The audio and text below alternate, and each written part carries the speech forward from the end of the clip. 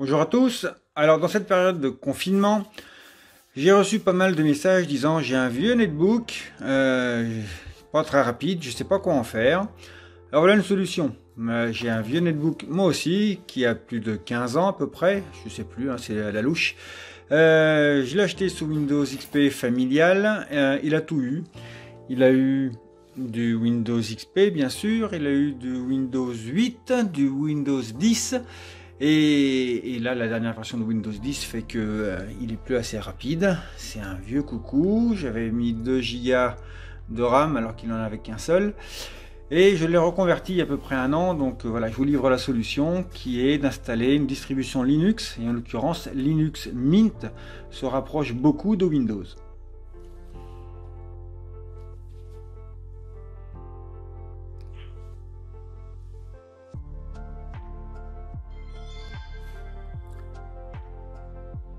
Voilà l'accueil de Linux Mint.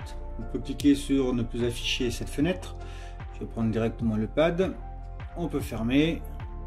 Sur ce petit netbook, on peut régler la luminosité. Comme ça, on verra un peu mieux. Et on retrouve un menu, alors un petit peu comme le menu démarrer, hein, le menu de Linux Mint, qui se présente de la même manière avec par défaut des accessoires installés, des outils bureautiques, en l'occurrence LibreOffice, des outils de graphisme, de quoi aller sur internet avec un navigateur comme Firefox, de quoi traiter du son, de la vidéo, et puis des réglages type administration ou préférence du système d'exploitation. On a également une sorte d'explorateur de fichiers. Quand on clique dessus, ça ouvre une fenêtre où on voit le contenu des différents lecteurs, des dossiers qui sont récents, téléchargements, déjà classés, hein, une image, musique, comme dans Windows. Et bien entendu, on peut créer nos propres dossiers et organiser nos fichiers. Bien, on va passer sur une machine virtuelle pour voir son installation. Alors on est parti, on est sur mon petit site, on va venir dans informatique logiciel. Et dans les premiers logiciels proposés, on a la rubrique système d'exploitation et on retrouve Linux Mint ici. Alors il y a différentes versions, on va prendre la première, hein, qui est celle par défaut. Et sur mon petit netbook, c'est du 32 bits, donc on va télécharger la version 32 bits. On enregistre le fichier dans le dossier téléchargement, ça me va très bien, et c'est parti.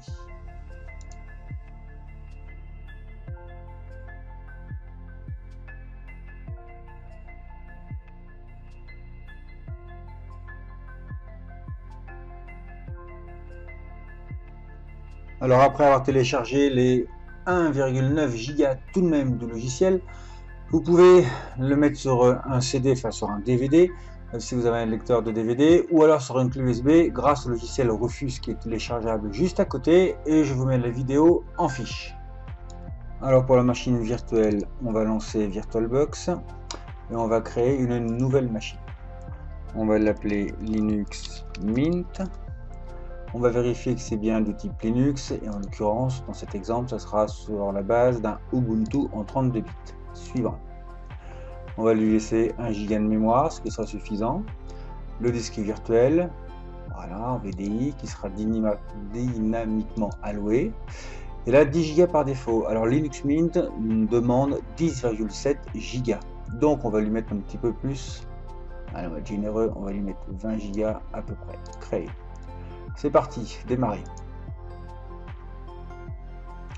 On nous demande d'aller chercher le lecteur hôte. Si vous avez gravé Linux Mint sur un DVD, vous irez chercher votre lecteur de DVD. Sinon, si vous faites comme moi, il faudra aller chercher l'image ISO qui a été téléchargée dans le dossier téléchargement. Linux Mint est là, ouvrir, choisir.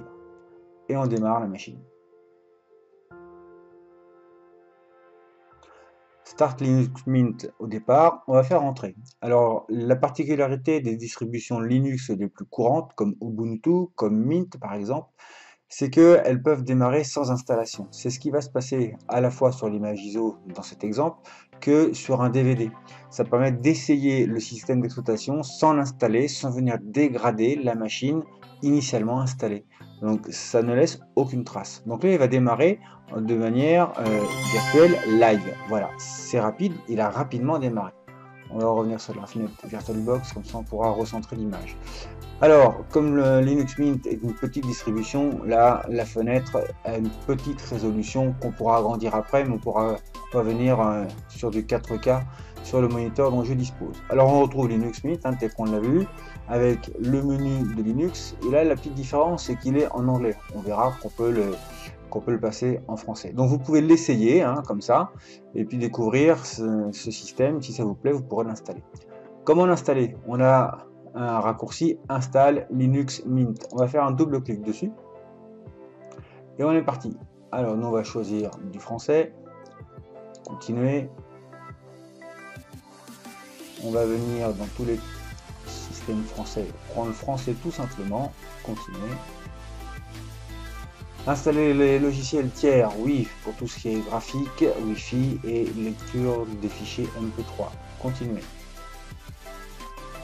Effacer le disque et installer Linux Mint, alors c'est là que la machine va être totalement formatée. Même la table d'allocation des fichiers va être changée.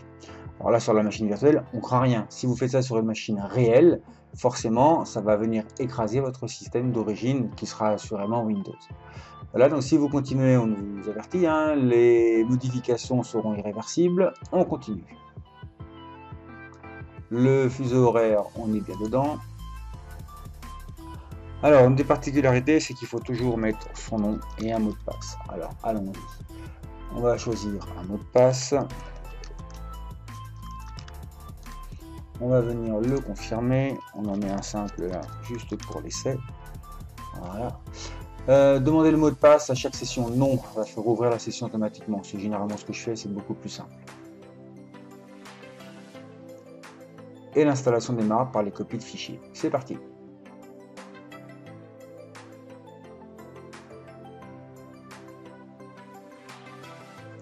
Là, on est au bout de l'installation. Le logiciel demande si on veut redémarrer. Bien entendu, on va redémarrer. Ça permet de quitter la version live, c'est-à-dire l'essai, et de finaliser l'installation.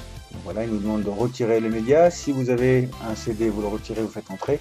Là, en l'occurrence, même sur l'image, il suffit de faire entrer et ça vient éjecter le fichier ISO, tout simplement.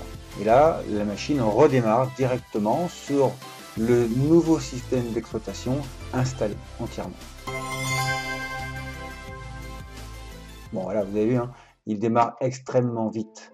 On va lancer le gestionnaire de pilote pour faire de la configuration de base. Alors, de manière très classique, il demande le mot de passe régulièrement dès qu'on fait une mise à jour, dès qu'on fait une nouvelle installation. Toujours.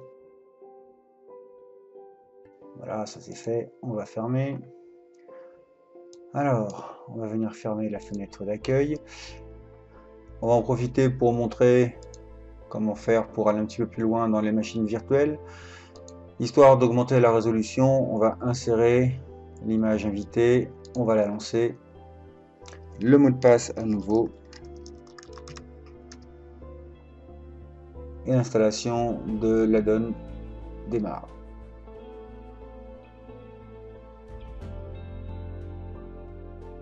Voilà, press return to close this window, hop, entrée, et c'est fini. Nous allons pouvoir maintenant, a priori, agrandir la fenêtre et l'écran, on va le mettre en mise à l'échelle. On permute, voilà, on voit déjà un petit peu mieux Linux Mint dans sa version. Voilà. Alors si on va trop loin, on va perdre la résolution. On va s'arrêter là. Alors pour changer la résolution de mémoire, on va venir dans ici paramètres système, préférences, on va descendre, tac tac tac tac tac, matériel, c'est ici, c'est affichage. Voilà, et là on peut venir lui mettre un affichage plus classique. On va prendre ça, a priori ça doit l'accepter, on va essayer appliquer. Conserver cette configuration. Voilà, c'est quand même beaucoup mieux. On va fermer. Alors ensuite, ce qu'on peut faire, c'est, quoique c'est pas terrible, c'est un peu déformé, mais c'est pas grave. Ouais, c'est un peu mieux comme ça. Allez, le menu Linux Mint, et on va avoir ici donc le gestionnaire de logiciels, les paramètres système, le terminal c'est un peu plus compliqué, et les fichiers. On peut venir ici dans le gestionnaire de mise à jour et en faisant un double clic dessus, ça ouvre la fenêtre, voilà. Et on va faire valider les mises à jour de sécurité logicielle. Ça va permettre de mettre à jour le système. Voilà ce qu'on veut utiliser, les miroirs de dépôt. Alors vous direz, hein, moi personnellement je ne les utilise pas. C'est plus rapide, mais comme j'ai une bonne connexion, ça pose pas de problème. Et on applique les mises à jour. Le mot de passe comme d'habitude, ça il le demande régulièrement, hein, dès qu'on touche au système.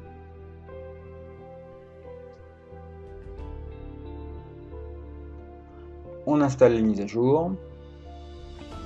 Alors il nous donne les différents paquets qui vont être installés, on peut lui faire confiance, c'est un système qui est vraiment fiable, et on valide.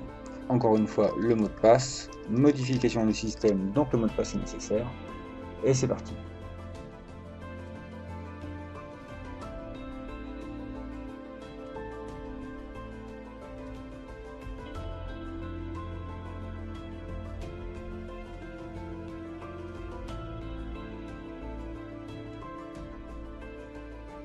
Voilà, le système est à jour, on peut faire actualiser.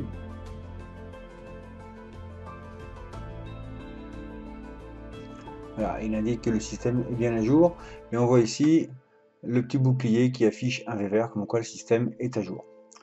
Voilà, on peut fermer, et on va découvrir 2-3 petites choses dedans.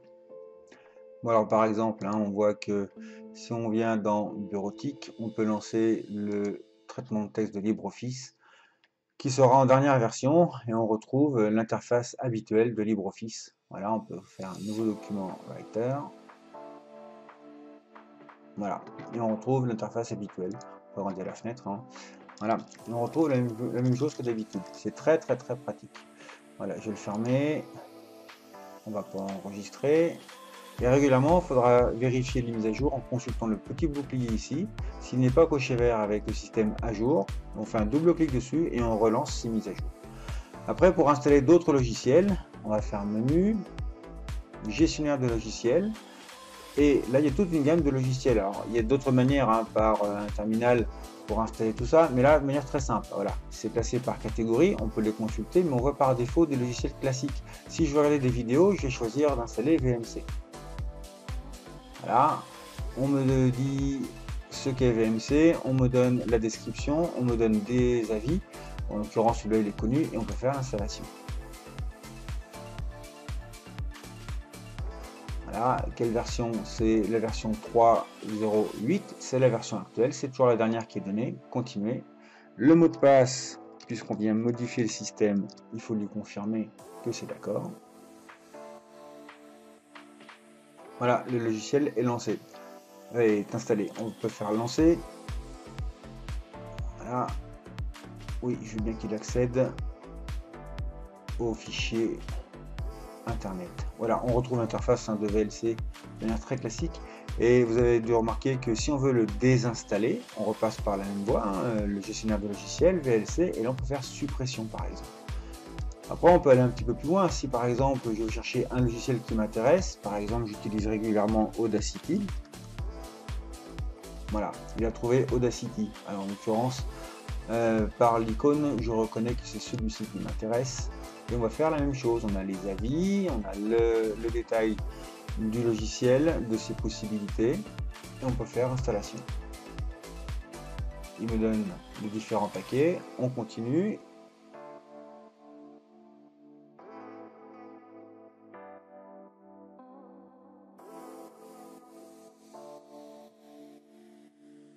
Une fois installé, on peut le lancer, hein, là on va pas le faire, on va venir fermer la fenêtre. Et puis on peut aller rentrer dans les accessoires, la bureautique, toute la configuration pour mettre des raccourcis vers les logiciels sur le bureau. On peut en rajouter dans la barre des tâches ici. Il est configurable comme Windows, ça ressemble beaucoup à Windows et pour ça c'est très pratique parce que ça ne change pas les habitudes.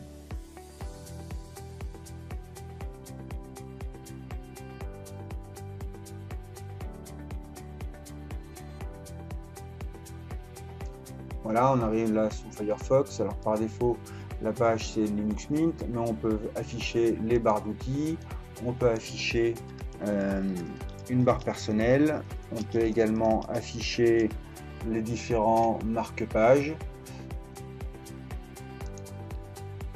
Et là on voit bien que tout fonctionne normalement. Et bien entendu, on peut venir fermer Firefox. On va fermer les onglets. Donc il vous reste à découvrir éventuellement ce système d'exploitation, l'installer. Ça redonnera une vie à vos vieux ordinateurs, vos vieilles machines. Là on va faire démarrer, éteindre ou redémarrer ou mise en veille. En l'occurrence là je vais l'éteindre. Et c'est à vous de voir après si vous voulez l'installer. Bonne découverte et à bientôt.